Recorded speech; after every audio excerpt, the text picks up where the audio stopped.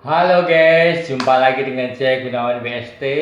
Ini adalah hari Jumat dini hari ya. Oke, balik lagi ke saham. Apa yang terjadi dengan IHSG sampai menjelang weekend nih, hari Jumat nanti? IHSG tertekan ya karena adanya yang pertama itu ada dua isunya sebetulnya. Ada varian virus COVID baru ya Omicron. Omicron itu yang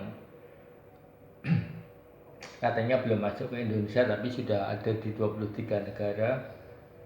Kemudian yang kedua adalah eh, kalau kita perhatikan berita seminggu yang lalu itu Amerika mulai pusing dengan kenaikan harga minyak sampai di atas 70. Kemudian dia mengeluarkan cadangannya. Biden bilang bahwa Amerika akan mengeluarkan cadangannya, dan itu bertepatan juga dengan yang ketiga, yaitu eh, pertemuan iklim di Glasgow, Inggris ya. Jadi itu yang ujung-ujungnya ada pernyataan bahwa 9 gigawatt PLTU batubara akan ditutup sampai 2030. Ada yang bilang 5, kalau Menteri Keuangan bilang 5 gigahertz sampai 2030. Ada juga yang PLN bilang 1 giga. Tapi itu membuat sentimen yang buruk pada harga batubara, karena bagaimanapun juga batubara itu investasi jangka panjang ya. Kalau kita lihat asetnya, alat-alat beratnya itu umurnya panjang-panjang gitu. Maksudnya kalau dia berhenti dalam 2030, otomatis dia akan merekalkulasi lagi investasinya di alat berat, karena di site-nya, di teknologinya, karena namanya tambang batu bara itu uh, investasi yang padat modal tapi juga jangka panjang gitu, terkait dengan konsensi juga dan sebagainya. Jadi kalau begitu ada isu batubara, PLTU batubara akan ditutup, otomatis saham-saham batubara itu berguguran. Kalau kita lihat 2 minggu ke belakang ini ya, itu konvensinya itu sekitar tanggal 8 November kalau nggak salah ya, yang iklim di, tentang pemanasan global itu. Yang jadi itu memang menekan saham termasuk IHSG, karena IHSG digerakkan oleh energi dan juga finansial dan konsumer.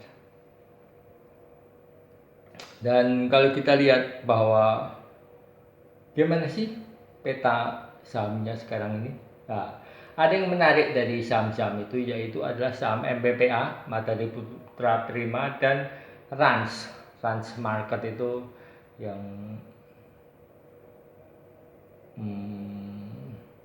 Rans itu apa,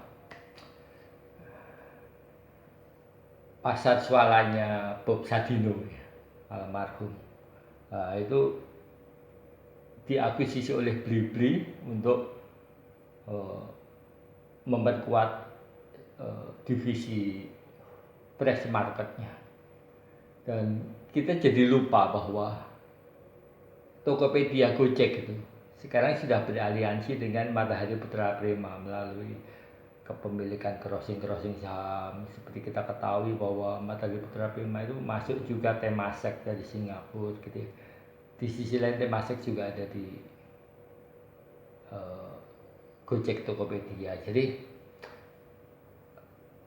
kalau kita lihat sahamnya, ada yang menarik bahwa selama kurang lebih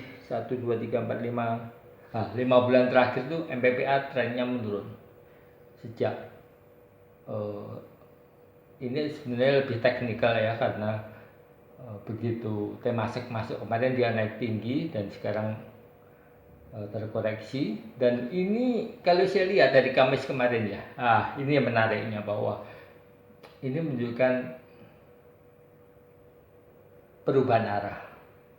Jadi apa yang terjadi dengan Trans itu, orang mulai membanding-bandingkan.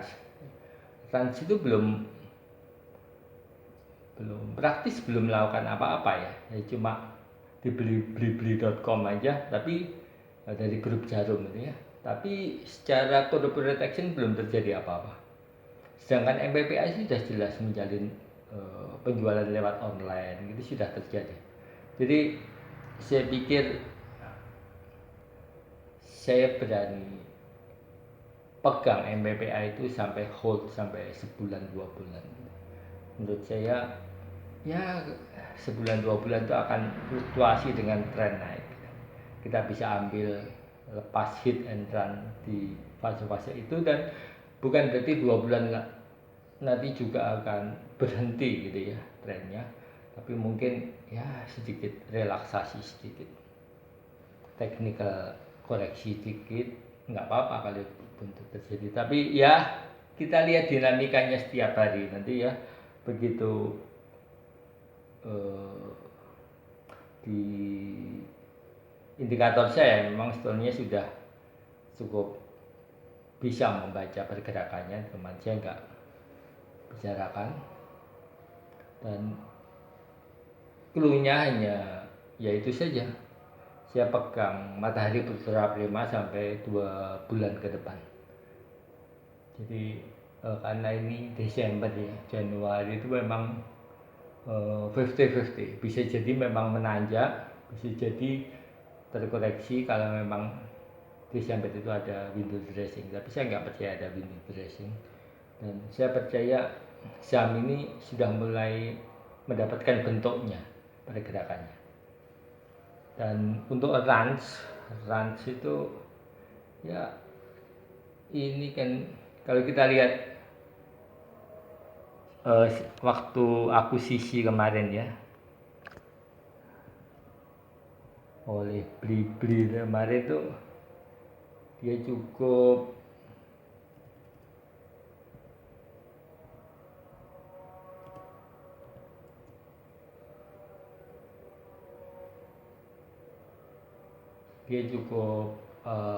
menghentak gitu, tapi ya menurut saya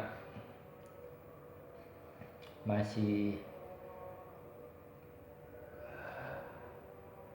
dari sisi spekulatif tren emang menjanjikan, tapi dari sisi fundamental belum terbukti gitu. Jadi mungkin masih akan membuat foundation beberapa saat, dan saya lebih baik masuk ke MPPA saja.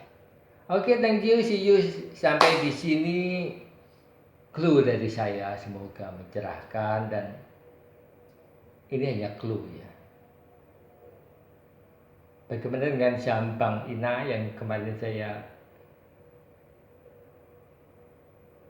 prediksi naik? Ya, silahkan komentar di sini juga boleh, di Bank Ina juga boleh.